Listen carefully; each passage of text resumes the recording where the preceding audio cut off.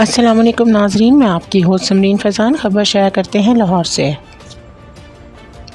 DIG operation Suhail Chaudhary का पेशावर भिखारियों के खिलाफ क्रैकडाउन। भिखारियों की आई शामत, जो भिखारी पकड़ा जाएगा उस पर एफआईआर दर्ज कर दी जाएगी। लाहौर शहर के बासियों को भिखारियों के हाथों यरगमाल नहीं बनने देंगे। गदागरों के पीछे मुनज़्ज़म गिरोह को पकड़ने के लिए इंटेलिजेंस बेस्ड कार्रवाइयाँ अमल में लाएं।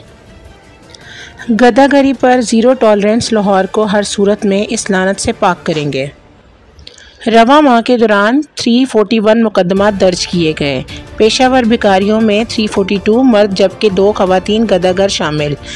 बच्चों खवातीन को ढाल बनाकर भीख मंगवाने वाले मुनज़्ज़म गिरोहों को किसी किस्म की रियायत नहीं बख्शी जाएगी।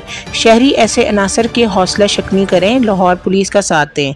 मज़ीद खबरें जानने के लिए देखिए सूरज टीवी HD। हमारे चैनल को लाइक शेयर सब्सक्राइब करें।